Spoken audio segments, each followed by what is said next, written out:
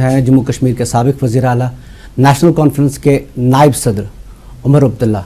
उमर साहब, आपका खैर मकदम। शुक्रिया। जीडीसी के नताइज आए, आप मुतमईन हैं या और बेहतर हो सकते थे नताइज?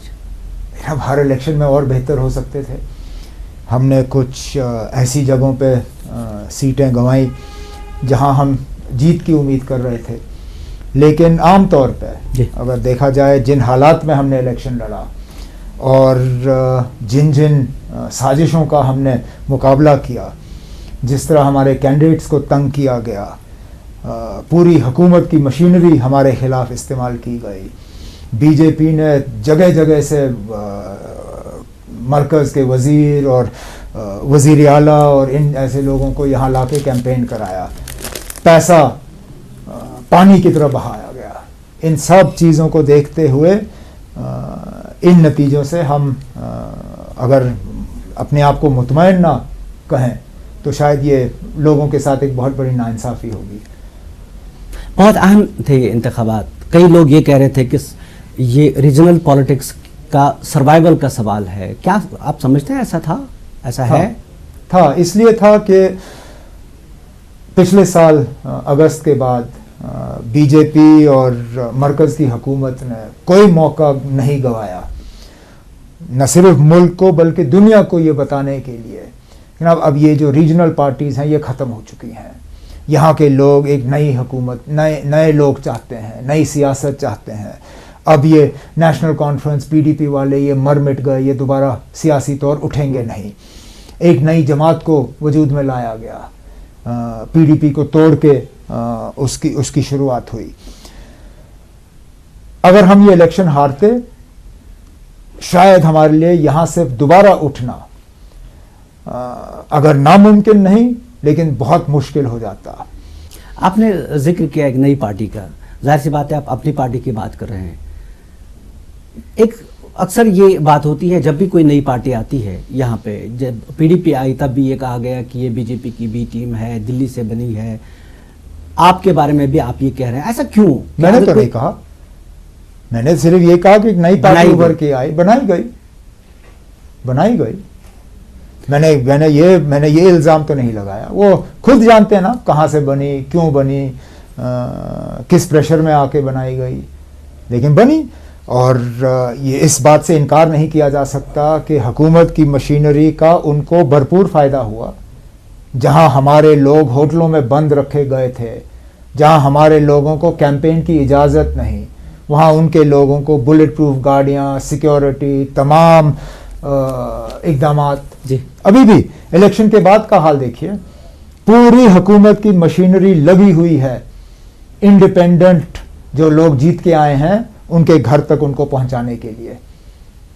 पुलिस की गाड़ियों में उनको बंद करके यहां श्रीनगर सिक्योरिटी के बहाने से, ये सिक्योरिटी का बहाना इस्तेमाल किया जाता है ऐसे अनडेमोक्रेटिक प्रैक्टिसेस को यहां लागू करने में।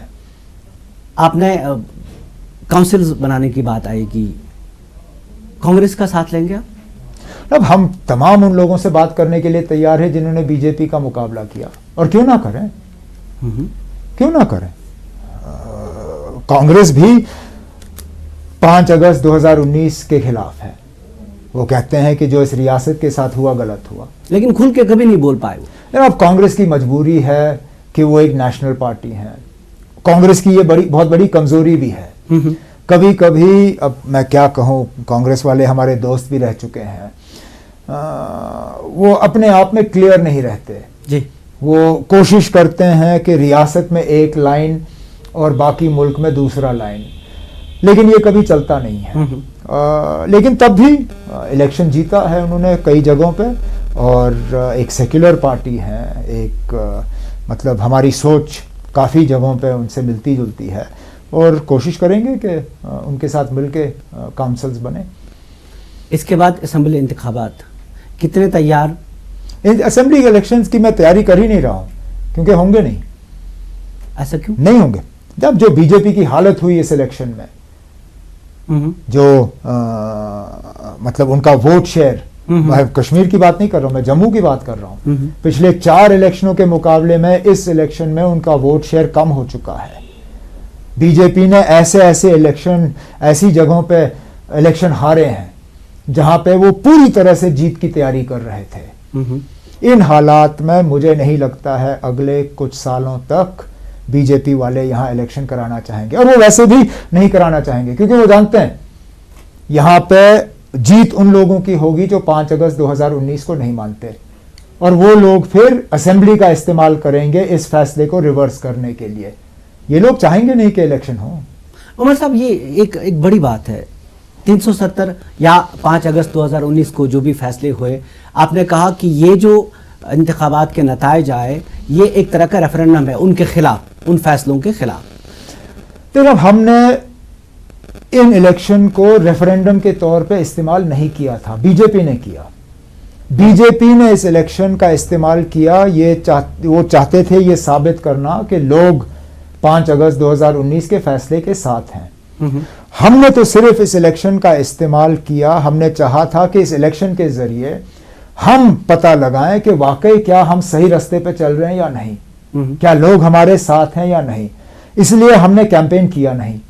हमने नहीं चाहा कि ये इलेक्शन जो है, ये कैंपेन जो है, एक इमोशनल कैंपेन बने, कि वहां पे बात हो किस तरह हमें बंद किया गया, किस तरह पीएसए लगा, किस तरह यहां और चीजें हुई। हमने कहा कि ना, अब सिर्फ और सिर्फ एक इशू होगा, people's alliance for Gupkar declaration 5 अगस्त 2019 सही या गलत। और नतीजा हमारे सामने है। अब हमें लगता है कि हम सही रास्ते पे चल रहे हैं, और हम जैसे कहते आए हैं और कहते रहेंगे, हम जमहूरियत में भरोसा करते हैं, कानून में भरोसा करते हैं, आइन पे भरोसा करते हैं। उमर साहब, आपने अभी जिक्र किया कि जो असेंबली आएगी, बीजेपी नहीं चाहेगी यहाँ पे इंतखाबात हों, क्योंकि वो जानते हैं कि जो असेंबली आएगी वो 370 या जो 35A को लेकर जो फैसले हुए उनको रिवर्स करने की कोशिश करेगी। क्या ऐसा हो सकता है? कई लोग ये कहते हैं कि 370 या 35A जो भी है उसको बहाल करने की जो ताकत है या जो इख्तियार है वो पार्लियामेंट को है या सुप्रीम कोर्ट को है। लेकिन पार्लियामेंट ने फैसला अगर किया तो किस बुनियाद पे किया? गवर्नर के रिकमेंडेशन पे। गवर्नर ने अपने पास कौन से पावर लिए? असेंबली के।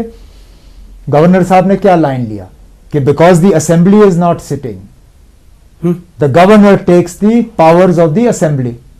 When the assembly sits, assembly will have its own powers. अब अगर मेजॉरिटी व्यू असेंबली की ये है कि ये फैसला गलत है, उसको इग्नोर नहीं किया जा सकता। ऐसे हालात में जब हमारे पास अब जम्मू कश्मीर में आइन भी नहीं रहा अपना, और एक ये राय भी है कि जब जो पंचायत बने, जो डीडीसी काउंसिल बनी, इसके बाद असर असेंबली का कम होगा क्योंकि एक वॉइस नहीं रहेगी। अब फिलहाल असेंबली है ही नहीं। जब असेंबली होगी, उस असेंबली की वॉइस होगी या नहीं, वो तब देखी जाएगी ना। स्ट्रक्चर की बात अगर हम करें, जो स्ट्रक्चर अभी बन रहा है, हर जिले की अपनी एक हुकूमत होगी बुनियादी सतह पे। असेंबली जो बनेगी, एमएलए का रोल कितना रहेगा वो बहुत देखो, वैसे भी अगर देखा जाए एमएलए का रोल डेवलपमेंट में रहता ही कम होना चाहिए। असेंबली का काम है रियासत के लिए कानून बनाना। निचले सतह पे डेवलपमेंट का काम जो है वो एमएलए का नहीं होना चाहिए। वो तो वैसे भी पंच, सरपंच और ब्लॉक डेवलपमेंट काउंसिल और कुछ हद तक डिस्ट्रिक्ट डेवलपमेंट काउंसिल की रहनी चाहिए। 370 की जब बात करते हैं उमर साहब, 370 जब हुकूमतें यहाँ पे रही, कई लोगों ने ये कहा जब इसे हटाया गया तो यहाँ पे एक अच्छा खासा तबका था जो ये कह रहे थे कि 370 में कुछ रहा नहीं था, इसे पहले ही खोखला कर दिया गया था। और बीजेपी के लीडरों ने खुल के ये कहा कि जब ये हुकूमत थे, कांग्रेस थी सेंटर में, तब इसे मजबूत करने की कोई कोशिश नहीं की गई। अब इसको जब हटाया गया तो वावेला क्यों?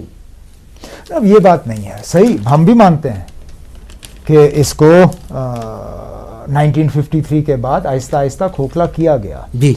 इसीलिए तो हमारी डिमांड थी रेस्टोरेशन ऑफ ऑटोनॉमी, अंदरूनी खुद मुख्तारी को दोबारा बहाल किया जाए। नेशनल कॉन्फ्रेंस का मौक़िफ़ था और हमने 2/3 मेजॉरिटी से असेंबली में रेजोल्यूशन पास कराया कि रेस्टोरेशन ऑफ प्री 53 पोजीशन। तो हम इसके खोखलेपन को भी कबूल नहीं करते थे। ऐसा नहीं है कि हमने कहा ठीक है खोखला है लेकिन हम इसको ऐसे ही चला लेंगे। हम तो चाहते थे कि इसको दोबारा जो है इसको रिस्टोर किया जाए। ईडी की कार्रवाइयाँ हो रही है, इन्फोर्समेंट डायरेक्टरेट है, एनआईए की कार्रवाइयाँ यहाँ पे चल रही हैं। डॉक्टर फारूक अब्दुल्ला साहब के खिलाफ भी कार्रवाइयाँ चल रही हैं। तो आप कह रहे हैं कि ये वेंडेटा है, सियासी इंतकामगिरी है, लेकिन बीजेपी का कहना है कि एक केस था उसके तहत कानूनी कार्रवाई चल रही है। तो जनाब केस कौन कहता है केस नहीं था, लेकिन यहाँ पे सिर्फ वो केस चलते हैं उन लोगों के खिलाफ जो बीजेपी की मुखालफत करते हैं। और ये सिर्फ जम्मू कश्मीर की बात नहीं, ये मुल्क भर की बात है। शरद पवार से लेके बाकी लीडरों तक जब कभी बीजेपी की आप मुखालफत करो कहीं ना कहीं किसी ना किसी एजेंसी से आपके ऊपर छापा पड़ेगा ही पड़ेगा। तो यहाँ मैं केस में नहीं जाऊंगा, ना मैं जो इल्ज़ाम लगे हैं फारूक अब्दुल्ला साहब के खिलाफ उसमें जाऊंगा। मैं सिर्फ इतना कहूंगा कि अदालत में ये मान के चला जाता है कि जब तक इल्ज़ाम साबित नहीं किया जाता, जिसके खिलाफ इल्ज़ाम लगा है उसको बेगुनाह माना जाता है। जी, it is as simple as that. You are innocent until proven guilty. इंतकामगिरी की बात होती है। डॉक्टर साहब ने भी कल कहा कि मैं किसी से डरने वाला नहीं। आखिर चाहती क्या है आपसे बीजेपी? अगर ये इंतकामगिरी है, वो चाहते क्या है आपसे? शायद चाहते थे कि डिटेंशन के बाद हम सियासत छोड़ के घर बैठें। शायद यही चाहते थे कि हम अपनी तंजीम को बंद करके दूसरी तंजीम में उसको ज्वाइन कर देते। शायद चाहते कि हम बीजेपी ज्वाइन करते। मुझे नहीं पता ना, ये तो आपको बीजेपी से पूछना होगा। नहीं, कोई आपसे बात नहीं हुई? कभी आपसे कहा नहीं गया कि आप ऐसा करें? हमारा तो कोई उनके साथ चैनल है नहीं, हमारा तो उनसे कोई चैनल नहीं है। अप्रोच किसी तरीके से कभी? और अप्रोच करें क्यों ना, हमने किया क्या है? ये कि आप ऐसा करें, आप इस मुद्दे पे बात नहीं ना, करें। हम क्यों मांगे ना? ये आप कानून के जरिए से मतलब हमारे खिलाफ कार्रवाई कर रहे हो, हम लीगली उसका मुकाबला करेंगे। नहीं, मैं बात कर रहा था कि इंतकामगिरी इसलिए की जाती है कि आपको कोई बात मनवाए। तो वो बात क्या थी कि वो आपसे मनवाना चाहते थे? क्या वो चाहते? वो तो आपको बीजेपी से पूछना होगा ना। मैं तो सिर्फ मैं स्पेकुलेट कर सकता हूं। बीजेपी की सरकार की तरफ से या बीजेपी पार्टी की तरफ से आपकी पार्टी पे यहां तक इल्जाम लगा, हालांकि 1996 के जब हालात ऐसे बने कि यहां पे बिल्कुल लॉलेसनेस थी, कुछ भी नहीं था, तब डॉक्टर फारूक अब्दुल्ला साहब को लाया गया और यहां पे इलेक्शन करवाए गए। कई कारकुन आपके शहीद हुए, मिलिटेंसी में शहीद हुए, बहुत कुछ झेलना पड़ा। लेकिन आज आपकी पार्टी पे ये इल्ज़ाम लगाया जा रहा है कि जो बंदूक थामे नौजवानों के हाथों में, वो आपने थामे। फिर ये भी कहा जा रहा है कि जब पूछा जा रहा है कि ऐसा क्यों कहा जा रहा है, तो वो कहते हैं कि इलेक्शन रिग किए, मफ के खिलाफ जो इलेक्शन हुए उनको रिग करने की वजह बनी और फिर मिलिटेंसी फैली। आप क्या कहेंगे? क्या कहूं? अगर उनको वो कब्रिस्तान नजर नहीं आते जिसमें मेरे साथी आज लेटे हुए हैं, तो मैं उनको क्या दिखाऊं? मैं उनको किस घर के तरफ उनकी नजर डालूं जहां पे बेटा आज भी अपने बाप का इंतजार कर रहा है, जहां बाप अपने बेटे का इंतजार कर रहा है, और वो इस दुनिया में नहीं रहे सिर्फ इस वजह कि वो नेशनल कॉन्फ्रेंस के साथ जुड़े रहे और उन्होंने अलाइदगी पसंद लोगों की यहां पे बात नहीं की। हमने बंदूक नहीं उठाया, हमने मुल्क के खिलाफ नारे नहीं दिए, और उस चीज का नतीजा यह है कि हजारों में मिनिस्टर से लेके एमएलए, एमएलसी, एक्स मिनिस्टर्स और अदना वर्कर नेशनल कॉन्फ्रेंस के वो मारे गए। अगर उनको ये सब नजर नहीं आता तो ठीक है ना, अब मैं उनको कुछ नहीं दिखा सकता हूं।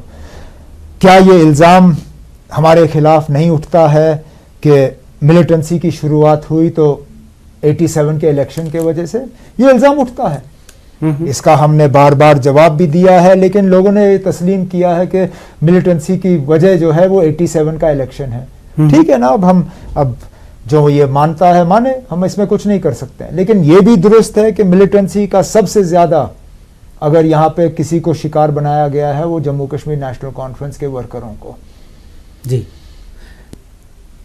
जब खुसूसी पोजीशन की बात करते हैं जम्मू कश्मीर की, बीजेपी की एक राय है टॉप से लेकर बॉटम तक, जो वो उनका ये मानना है कि इस खुसूसी पोजीशन के रहते एक सेपरेटिज्म का जो उन्सर है उसको बढ़ावा मिलता था।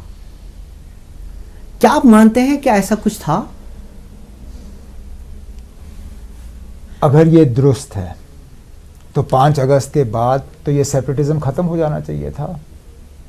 आज भी 1.5 साल के बाद जब आप जम्मू कश्मीर में इलेक्शन कराते हो तो कश्मीर में 35% लोग वोट डालते हैं। इसका मुकाबला करिए 2019 के पंचायत इलेक्शनों के साथ। आपने उस वक्त कवर किया था उन इलेक्शनों को। 80-90% लोगों ने उन इलेक्शनों में हिस्सा लिया और वोट डाले। चलिए छोड़िए, पंचायत इलेक्शनों में ज्यादातर लोग हिस्सा लेते हैं। असेंबली इलेक्शन के साथ इसका मुकाबला करिए। 2014 के असेंबली इलेक्शनों में 2020 के डीडीसी इलेक्शन के अगर हम मुकाबला करें तो टर्नआउट ज्यादा बेहतर था।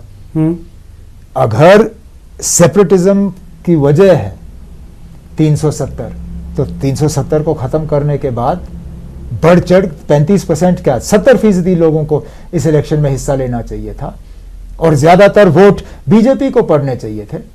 क्यों नहीं पड़े? धोखा यहाँ के मेन स्ट्रीम सियासतदानों के साथ भी हुआ और बड़ा धोखा। इससे कितनी सोच में तब्दीली आई? आपको जेल डाला गया। मुझे उससे कोई गिला नहीं है। अगर बात यहीं तक रुक जाती कि हमें जेल में डाला गया लेकिन रियासत के साथ कुछ नहीं हुआ, मैं कोई गिला नहीं करता।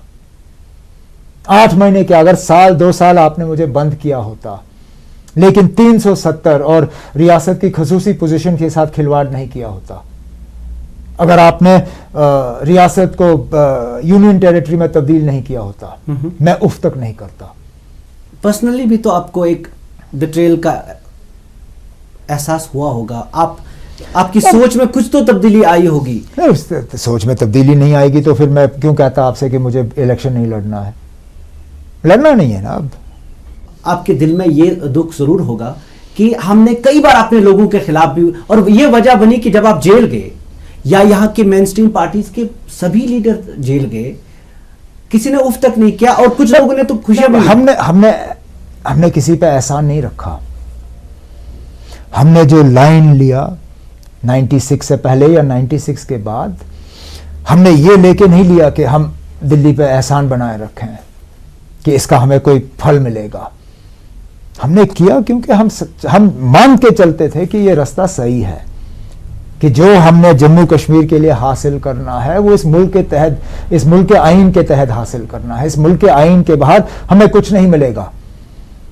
बड़े मुल्कों ने जंग लड़े, 1 इंच जमीन इधर उधर नहीं गई। आप मान के चलिए ना, अब हम हवा के रुख के खिलाफ खड़े रहे, हम हवा के साथ बदले नहीं, क्योंकि हम आज भी मानते हैं अब जो हमें हासिल करना होगा बातचीत के जरिए हासिल करना होगा। इस रियासत के लिए हमें कोई एक बेहतर मुस्तकबिल हासिल करना होगा। जिस तरह इस वक्त मुल्क की सियासत है, आप इस पे क्या तबसरा करेंगे? पूरे मुल्क के जो सियासी हालात हैं, किस नजरिए से? जो जिस तरह की सेंट्रल गवर्नमेंट हुकूमत करती है। अभी तो फिलहाल कुछ नहीं बदलेगा ना, और जिस तरह के हालात बने हुए हैं, मुझे डर है कि 3.5 साल के बाद दोबारा 5 साल ना बने ये लोग। मैंने, आपको याद होगा मोदी साहब की पहली हुकूमत में मैंने कहा कि अगर हम कुछ मतलब बदलते नहीं हैं, 5 साल क्या, ये 10 साल इनकी हुकूमत होगी। आज मैं कहने पे मजबूर होता हूं कि खुदा ना खास्ता अगर हमने अब सही मतलब मोदी साहब का मुकाबला नहीं किया तो ये 3.5 साल के बाद 5 साल और वो मैंडेट निकाल लेंगे और उसके बाद पता नहीं किसको कुर्सी पे बिठा के चले जाएंगे। अब हम सही तरीके से मोदी साहब का मुकाबला नहीं कर रहे हैं। हालांकि इश्यूज हैं, इकोनॉमिक इश्यूज हैं, सोशल इश्यूज हैं, पॉलिटिकल इश्यूज हैं, फार्मर का इशू ले लीजिए। सबसे बड़ी आज चुनौती अगर मोदी साहब सामना कर रहे हैं तो ये फार्मर एजिटेशन का कर रहे हैं। इकोनॉमी की हालत देखिए, कोविड से पहले, मैं जानता हूं कोविड के बाद तो तहस नहस हुआ हमारी इकोनॉमी हुई, लेकिन कोविड से पहले वो क्या कहते हैं डिमोनेटाइजेशन के नतायज वो बाद में सामने आए। इतने मुद्दे हैं, फिर ऐसा क्या है कि बीजेपी के खिलाफ कोई टिकता नहीं? बीजेपी की मुखालफत बीजेपी की बी टीम बढ़ के आप नहीं कर सकते हो। आप मानते हैं कि अब ये काम रीजनल पार्टीज कर सकती हैं, क्योंकि सेंटर में अब मुखालिफ कोई रहा नहीं, कांग्रेस के पास इतनी सकत है नहीं। अब कांग्रेस में कम से कम इतना तो है कि वो इसमें कोई कॉम्प्रोमाइज नहीं करते। ऑपोजिशन में नहीं ना, कंफ्यूज नहीं है मतलब फिलहाल उनकी लीडरशिप के बारे में कि राहुल गांधी साहब वापस आएंगे नहीं आएंगे, पार्टी का स्ट्रक्चर क्या होगा क्या नहीं होगा, वो उनकी अंदरूनी बात है, लेकिन उस पर थोड़ा सा अभी कांग्रेस वाले इंतजार कर रहे हैं। पॉलिसियों के बारे में वो कंफ्यूज हैं। पाकिस्तान का जिक्र आता है तो एकदम से वो डर जाते हैं कि कहीं हमें ये ना हो जाए। यही मैं कह रहा हूं आपसे ना कि हम एक बार एजेंडा पकड़ लें, उसके बाद बीजेपी जो कहे ना कहे, हमें अगर हमें लगता है कि हम सही जगह हैं फिर हमें बदलना नहीं चाहिए। देखो आप दो स्टेज पे आप बीजेपी का मुकाबला नहीं कर सकते हो, एक रिलीजियस और एक मतलब हार्डकोर नेशनल सिक्योरिटी वाले पे नहीं कर सकते हो ना। अब ये सिर्फ मैं हिंदुस्तान की बात नहीं कर रहा हूं, दुनिया भर में आप देखिए राइट विंग जो पार्टीज हैं, चाहे वो इमिग्रेशन हो, चाहे रिलीजन हो, चाहे नेशनल सिक्योरिटी हो, इन पे जो सेंट्रिस्ट पार्टीज हैं वो मुकाबला नहीं कर सकते। तो छोड़ दीजिए, मत करिए मुकाबला बीजेपी का मजहबी स्टेज पे, मुद्दे बदलिए, मत करिए मुकाबला उनका पाकिस्तान के स्टेज पे, क्योंकि जो अल्फाज वो पाकिस्तान के खिलाफ इस्तेमाल करेंगे आप शायद नहीं कर पाओगे, लेकिन जो बाकी इश्यूज हैं उन पे करिए। मैं आपसे कह रहा हूं अगर हमें टारगेट करना है, हमें बीजेपी की पॉलिसीज, सोच को करना को, उनकी सोच और उनके जो पिछले 6.5 साल के जो उनकी जो कार्रवाई रही है उसको, जब हम मोदी साहब को पर्सनली टारगेट करते हैं, मैं माफी चाहता हूं, हम उनको ज्यादा मजबूत करते हैं। माइनॉरिटीज की बात करें, मुल्क में मुसलमान उसमें एक बड़ी माइनॉरिटी है, किस हालत में देखते हैं आप, खासकर ये इस हुकूमत में? अब शायद इससे ज्यादा खराब उनकी हालत कभी नहीं रही होगी। जो खुल्लम खुल्ला आज उनको टारगेट किया जा रहा है, शायद ही कभी किसी हुकूमत में इस तरह हुआ हो। जो कानून लाए जा रहे हैं बिल्कुल मतलब किसी भी अदालत में उनको अपहोल्ड नहीं किया जाएगा। मिसाल के तौर पे रिलीजियस कन्वर्जन वाला, जनाब मैं किस मजहब को पकड़ूं इसका हुकूमत से क्या लेना देना, लेकिन आज कानून लाया जा रहा है कि मजहब बदलने के लिए मुझे डीसी से इजाजत लेनी होगी। अरे भाई डीसी कौन है ये फैसला करने के लिए कि मैं अल्लाह को मानूं या भगवान को मानूं, मैं किसके साथ शादी करूं, यह फैसला हुकूमत करेगी। यह फैसला पहले मैंने करना है, फिर मैंने अपने घर वालों को मुतमईन करना है। हुकूमत का तो सिर्फ रजिस्ट्री में रोल रहता है, लेकिन हां या ना में तो नहीं। लेकिन सिर्फ और सिर्फ मुसलमानों को टारगेट करने के लिए आज ये नए कानून, सिटीजनशिप अमेंडमेंट में अगर किसी की सिटीजनशिप कैंसिल करने की कोशिश की जा रही है, मुसलमानों की सब जगह। यहां जम्मू कश्मीर की बात करें, रोशनी का जब केस आया अदालत में, जम्मू कश्मीर की हुकूमत ने उस फैसले को अपोज नहीं किया, बीजेपी के दबाव में आके, क्योंकि उनको लगता था कि मुसलमानों ने रोशनी में सबसे ज्यादा फायदा लिया। जब नंबर सामने आए और यह पता चला कि रोशनी का फायदा अगर किसी ने लिया तो जम्मू के गरीब किसानों ने लिया, जिसमें अक्सर बेशतर हिंदू थे, फिर हुकूमत ने अचानक हाथ ऊपर किए और कहा कि रोशनी में जरा जल्दी से इस ऑर्डर में तब्दील करिए। अगर मुसलमानों ने रोशनी का फायदा लिया होता, हुकूमत ने कभी नहीं कहना था कि आप अपना फैसला बदल लीजिए। आप चाहते हैं कि रोशनी में बिल्कुल जैसे कोर्ट के अहकामात हुए उन्हीं के हिसाब से उस पर जांच होनी चाहिए, और जिन्होंने घपले किए जहां घपला हो उसके खिलाफ कार्रवाई होनी चाहिए। लेकिन कानून गलत नहीं था। उमर साहब, फिर से इख्तिताम पे असेंबली इंतखाबात पे आऊँगा। आप कहते हैं कि फ़िलहाल नहीं करेंगे, लेकिन करने तो पड़ेंगे ही। आखिर क्या अलायंस जारी रहेगी? जब करेंगे तब बात करेंगे ना, क्या पता कौन जिंदा होगा उस वक्त। इतनी दूर समझते हैं आप कि इतनी दूर इंतखाबात होंगे? मेरा अपना मानना है, और शायद मैं गलत भी हो सकता हूं, मुझे नहीं लगता है पार्लियामेंट इलेक्शन से पहले ये असेंबली के इलेक्शन कराएंगे। ये मैं आपको आज कह रहा हूं। तो बहुत दूर। देखिए ना, अभी तो डिलिमिटेशन कमीशन ने अपना काम भी शुरू नहीं किया है। डिलिमिटेशन कमीशन को हर जिले में जाके वहां सर्वे करना होगा, लोगों के सजेशंस मांगने होंगे, फिर बैठ के उनको एनालिसिस करनी होगी, फिर उसका रिपोर्ट तैयार करना होगा, फिर रिपोर्ट को हुकूमत के सामने देना होगा। पता नहीं ये कोविड बीमारी से हम कब छुटकारा पाएंगे, कब वो आएंगे। आप चाहेंगे जल्दी हो? मेरे चाहने ना चाहने से क्या फर्क पड़ता है ना। अब अगर वक्त पे होने थे तो अभी तक इलेक्शन हो गए होते। आपके सामने तो एक बड़ी लड़ाई है। जब तक अब हमारी लड़ाई का असेंबली इलेक्शन से कोई लेना देना नहीं है, तो लड़ेंगे। हम लड़ेंगे ना, हम अदालत में लड़ेंगे, हम पॉलिटिकली लड़ेंगे, हम कोर्ट ऑफ पब्लिक ओपिनियन में लड़ेंगे। हाँ, अगर अल्लाह ने चाहा जिस दिन असेंबली वापस आई उस दिन हम फिर बाकी चीजों को भी वहां ठीक कर लेंगे। लेकिन मैं उस असेंबली के इंतजार में नहीं बैठूंगा कि जब असेंबली आएगी तब हम अपने तमाम काम करेंगे। उससे पहले जो हमें लड़ाइयां लड़नी होंगी हम लड़ेंगे। अदालत की बात अलग। आपको लगता है कि जिन हालात में यहां पे हैं हम, जो आप कोर्ट ऑफ पब्लिक ओपिनियन की बात कर रहे हैं, उसको खातिर में लाया जा रहा है? अब हमने लाया इस असेंबली, इस डीडीसी के इलेक्शन में हमने। नहीं, तो मैं हुकूमत की बात कर रहा हूं। क्या वो हुकूमत लाए ना लाए वो दूसरी बात है ना। आप घोड़े को पानी तक ले सकते हो, लेकिन जबरदस्ती घोड़े को पानी तो नहीं पिलवा सकते हो ना। अब हमने लोगों की राय जो है हुकूमत तक लाई, अब वो हुकूमत तक है कि वो इस पे कहां तक अमल करते हैं। काउंसिल्स कितनी बनेंगी देखते हैं, देख लेते हैं। अच्छा, अपना मेजॉरिटी काउंसिल्स तो हमारी होंगी। शुक्रिया। ये थे उमर अब्दुल्ला साहब, जिन्हें साहब कोई से तकरीबन पूरे मसाइल पे बात की। शुक्रिया।